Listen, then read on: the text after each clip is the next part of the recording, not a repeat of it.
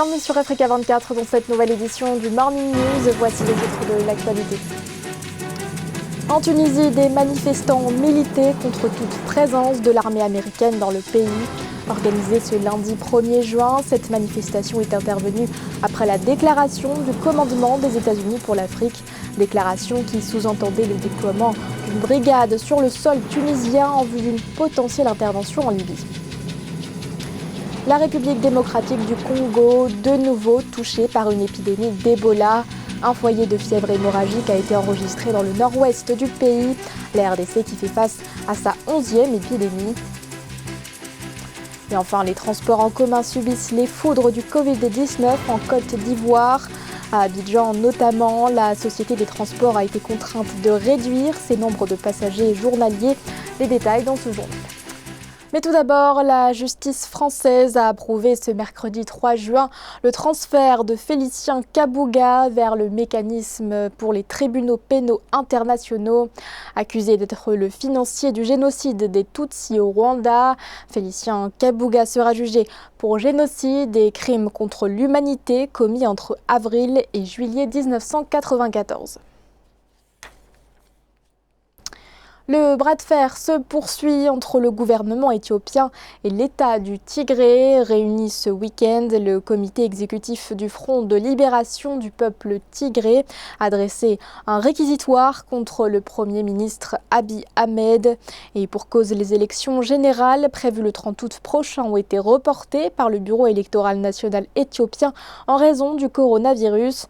Un scrutin électoral urgent car le mandat des députés arrive à expiration le 30 septembre prochain. Malgré ce report, la région du Tigré a décidé de maintenir ce scrutin électoral, une position dénoncée par la Commission électorale nationale.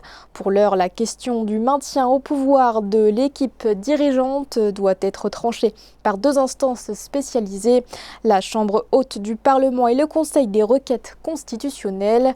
Leur décision devrait être rendue dans les jours à venir. Des voix s'élèvent en Tunisie. Ce lundi 1er juin, partis politiques et acteurs de la société civile ont manifesté contre toute présence militaire américaine dans le pays en vue d'une potentielle intervention en Libye. Une manifestation qui intervient après la déclaration du commandement des États-Unis en Afrique qui envisageait le déploiement d'une de ces brigades, notamment pour contrer l'implantation de la Russie en Libye. Les précisions de Corinne Kamzefehem. En Tunisie, des partis politiques et des membres de la société civile manifestent depuis ce 1er juin contre une présence militaire américaine sur le sol tunisien ainsi que l'implication de la Tunisie dans le conflit armé en cours en Libye. Cette prise de position fait suite à une déclaration du commandement américain en Afrique qui projette le déploiement de l'une de ses brigades pour l'assistance à la sécurité en Tunisie par souci d'une éventuelle menace russe en Libye, selon la presse locale. La société civile tunisienne, comme toutes les autres sociétés civiles dans le monde, sont la voix des sans-voix. Et à ce titre, l'installation de forces armées étrangères sur le sol tunisien interpelle toute la population, mais pratiquement interpelle la société civile qui est, je dirais, le représentant organisé des peuples. À ce titre, cela pose le problème de la souveraineté de la Tunisie et en ce sens, la société civile tunisienne interpelle, fait un plaidoyer, sensibilise, met la pression sur le gouvernement tunisien pour que le gouvernement tunisien tienne compte de ses populations et de son territoire. Pour le mouvement populaire, les terres tunisiennes ne serviront pas de plateforme de transit ou de tremplin pour une intervention américaine en Libye. Il dénonce par ailleurs une agression coloniale atlantique contre la Libye depuis 2011, agression qui vise principalement la restauration d'une influence américaine dans cette zone. Du côté du Parti des travailleurs, le ton n'est pas plus conciliateur. L'intention américaine de déployer des forces américaines sur le territoire tunisien représenterait une violation flagrante de la souveraineté de la Tunisie et l'impliquerait dans le conflit libyen, qui a pris une tournure dangereuse vu les multiples interventions étrangères qui ne visent que le contrôle des ressources naturelles libyennes, dont le pétrole et le gaz. Pour rappel, depuis la chute du régime de Mouammar Kadhafi en 2011, aucune des forces en présence en Libye n'est parvenue à prendre le contrôle de l'ensemble du territoire libyen. Deux forces principales s'affrontent. D'un côté, le gouvernement d'union nationale du Premier ministre Fayez al-Sarraj est reconnu par les Nations Unies, puis en face, le gouvernement de Tobrouk du maréchal Khalifa Haftar. Dans l'actualité également, un imbroglio politique se dessine en Guinée. Plusieurs acteurs de la société civile dénoncent une faille entre la constitution approuvée par les Guinéens lors du référendum du 22 mars dernier et le texte publié au journal officiel le 14 avril dernier. Parmi les 21 modifications apportées, 2 retiennent l'attention de plusieurs juristes. D'une part, les candidats indépendants ne peuvent plus briguer des mandats électifs. Il faut à présent être issu d'un parti politique et être parrainé par des électeurs pour être candidat à une élection. D'autre part, le nouveau texte renforce les prérogatives du président, notamment les pouvoirs réglementaires. Mais ce n'est par exemple plus au Premier ministre, mais au chef de l'État de signer les décrets sur le plan territorial. Face à ces modifications, l'Ordre des avocats s'insurge et dénonce, je cite, une infraction de faux en écriture publique. L'Ordre qui demande également le retrait du texte. 11e épidémie d'Ebola en République démocratique du Congo. Un nouveau foyer de fièvre hémorragique a été recensé à Mbandaka, dans la province de l'Équateur, une région qui n'est pas étrangère au virus puisqu'elle avait déjà été touchée entre mai et juillet 2018. Les autorités ont déjà mis en place un plan de riposte au niveau local. Ashley Duprat. Le virus Ebola fait son retour en République démocratique du Congo. Lundi 1er juin, les autorités sanitaires du pays ont officiellement déclaré l'existence d'un foyer épidémique à Mbangada, localité de la province de l'Équateur. Le ministre de la Santé, Eteni Longodo, a tenu ce même jour un point de presse à propos de la situation épidémiologique. C'est une province qui a déjà connu la maladie. Ils ont déjà des réflexes de ce qu'il faut faire. Ils ont déjà commencé la riposte au niveau local depuis hier. Entre mai et juin 2018, la province de l'Équateur a connu une précédente épidémie. À l'heure actuelle, 4 décès ont déjà été recensés. Cette nouvelle épidémie, la 11e recensée en République démocratique du Congo, intervient alors que le pays fait déjà face à la crise du Covid-19, crise doublée d'un pic épidémique d'Ebola dans le nord Kivu. Les deux provinces étaient situées à 1000 km l'une de l'autre. Des questions émergent quant à la chaîne de propagation de la fièvre hémorragique. Le Congo, c'est un pays qui a toujours de temps en temps l'apparition des cas d'Ebola. C'est pas parce qu'il y a Covid que le cas d'Ebola est arrivé. Ebola est toujours là. Ils ont leur petit foyer de temps en temps qu'il y a un moment, il y a des cas qui se réveillent. Je m'inquiète pas beaucoup parce que je sais qu'ils sont très qualifiés pour pouvoir gérer leur cas d'Ebola. Parce que c'est pas la première fois qu'ils se retrouvent en train d'avoir des cas déclaré publiquement. En avril dernier, la République démocratique du Congo devait annoncer la fin de l'épidémie d'Ebola lorsque de nouveaux cas ont été recensés dans le nord Kivu. Un nouveau compte à rebours a depuis été lancé par les autorités sanitaires. Si au 25 juin 2020, à l'issue de plus d'une quarantaine de jours, aucun cas n'est déclaré, les autorités déclareront la fin d'Ebola dans cette région. 25 millions de dollars, c'est la somme débloquée par la Banque mondiale en faveur de Djibouti, une somme destinée à accompagner le développement économique du pays. Cet appui financier permettra non seulement d'améliorer les services statistiques, mais aussi d'assurer la prise en charge des réfugiés.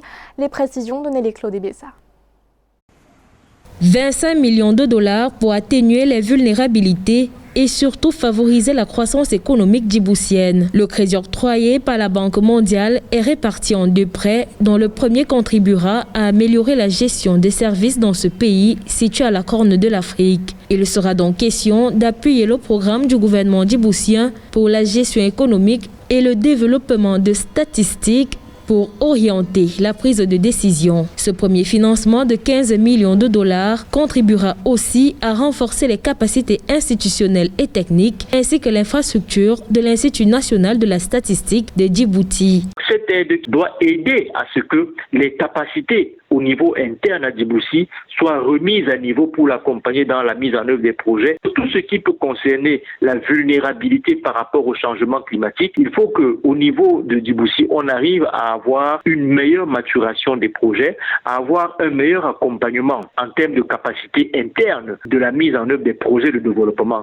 Le second crédit, d'un montant total de 10 millions de dollars, est quant à lui attribué pour soutenir Djibouti face aux conséquences des déplacements de la population dans la Corne de l'Afrique. En effet, outre la crise du nouveau coronavirus et de la récente invasion acridienne qui ont eu des répercussions importantes sur la santé publique et l'économie de ce pays, Djibouti est confronté à de nouvelles vagues de réfugiés en provenance d'Éthiopie, d'Érythrée, de la Somalie et du Yémen qui ont encore aggravé la fragilité des services publics du pays. Cette opération améliorera l'accès aux services sociaux et économiques afin que le pays puisse s'adapter à un contexte évolutif et créer des débouchés économiques tant pour les réfugiés que pour les communautés qui les accueillent. Notre programme aidera Djibouti à améliorer les conditions économiques et sociales dans les zones recevant des réfugiés et à prêter assistance à la fois à ces populations et aux communautés d'accueil. En rappel, le portefeuille de la Banque mondiale à Djibouti comprend 12 projets financés par l'Association internationale de développement IDA pour un montant total de 178 millions de dollars. Il est axé sur les filets de protection sociale,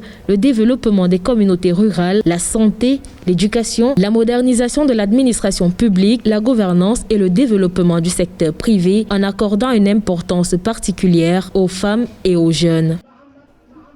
En Côte d'Ivoire, la crise du coronavirus impacte sévèrement les transports publics. La SOTRA, la Société des transports d'Abidjan, accueille généralement plus de 800 000 passagers par jour. Mais en raison de la pandémie, le nombre de passagers se chiffre à présent à 250 000 par jour. Un reportage de notre correspondant Olivier Conan. La pandémie du Covid-19, un challenge pour les transports publics en Côte d'Ivoire. À Abidjan, la capitale économique du pays, la SOTRA, Société des transports abidjanais, est confrontée au défi de la rentabilité face à la crise sanitaire. La compagnie publique applique les mesures barrières édictées par le gouvernement à tous les passagers. Il a été question d'exiger le port des masques pour tout le monde, de faire respecter la distanciation sociale. Nous avons pris des mesures pour faire des marquages au sol, pour permettre à nos clients de respecter ces dites mesures. Et ensuite, exiger que tout client qui devait monter à l'intérieur des autobus devait se nettoyer les mains avec du gel hydroalcoolique. Et aussi, à l'intérieur, nous avons déposé du gel pour ceux qui éventuellement échapperaient, comme on appelle, au nettoyage des mains avant la montée. Les mesures appliquées par la SOTRA sont approuvées par les usagers des transports publics, même quand cela cause des retards. Lorsque tu attends le bus, il y a un nombre de personnes qui doivent monter dans le bus. Tu es obligé d'attendre le prochain. Si le prochain atteint son quota, tu es obligé d'attendre. Ce sont ces inconvénients que je déplore un peu. Les chauffeurs vraiment veillent à ce que les masques restent sur nos visages jusqu'à ce qu'on arrive. Vraiment, c'est une très bonne mesure. Les bus ne sont pas surchargés. Il y a le respect de la distanciation sociale. Et on ne sait jamais s'il y a un cas qui se déclarait dans le bus. Nous serons protégés. En rappel, la SOTRA transportait plus de 800 000 passagers par jour avant la survenue de la pandémie du coronavirus et la limitation de la capacité d'accueil de ce bus à 45 personnes. Pour prévenir la propagation du Covid-19, les 1200 autobus de la SOTRA sont désinfectés systématiquement tous les soirs après le service. Clôturer la saison 2019-2020 de la Ligue des Champions et la Coupe des Confédérations africaines. Tel est l'impératif de la Confédération africaine de football. La CAF étudie actuellement plusieurs scénarios de reprise. Une reprise jugée nécessaire pour l'avenir des compétitions. Ashley Duprat et Nelly Claude Bessa. Mise à l'arrêt pour cause de pandémie de Covid-19, les éditions 2019-2020 de la Ligue des champions africaine, mais aussi de la Coupe des confédérations qui n'ont toujours pas été clôturées, contrairement à certains championnats locaux, pourraient reprendre. La Confédération africaine de football planche en effet sur des scénarios de reprise. C'est tout à fait une possibilité que les compétitions reprennent en Afrique, tout comme en Europe. On le voit bien, l'Angleterre a suivi le pas de l'Allemagne, l'Espagne avec la Liga va aussi reprendre. Donc il n'y a pas de raison qu'en Afrique, que l'Afrique ne suive pas la même voie et que selon l'évolution de la pandémie, les compétitions sportives reprennent le plus vite possible. Ayant obtenu les réponses de 39 des 54 fédérations du continent, la Confédération africaine de football a pu dégager 2 pistes de relance de la C1 et la C2. Dans le premier scénario, la Ligue des champions s'achèverait le 28 août et la Coupe des confédérations le 23. Les demi-finales se joueraient donc entre le 31 juillet et le 2 août pour les matchs allés, puis du 7 au 9 août pour les matchs retour. L'autre scénario étudié par la CAF implique une reprise plus tardive en septembre. La finale aurait dans ce cas lieu le 25 septembre. Une chose est sûre, la Confédération semble déterminée à boucler la saison. Ce serait quand même assez dommageable de devoir annuler ces 2 grandes compétitions du continent africain qui commencent vraiment à avoir un réel impact sur les supporters africains. Ces 2 compétitions génèrent énormément de revenus pour les clubs et pour les fédérations concernées. Ce serait quand même une très bonne chose pour ces compétitions de reprendre, bien entendu en adéquation avec l'évolution de la pandémie. Les demi-finales de la Champions League africaine seront pour rappel 100% maghrébines. Les équipes marocaines du Raja Casablanca et du Wydad Casablanca sont en lice face aux Égyptiens du Zamalek et d'Al-Ahly. En Coupe des Confédérations, le dernier carré comprend le Pyramids FC qui, pour le sacre, est en compétition avec les Guinéens d'Oroya, les Marocains du RS Berkane et du Hassania Agadir. Ce journal a été réalisé par l'ensemble de la rédaction. Merci de votre fidélité. L'actualité continue sur Africa 24.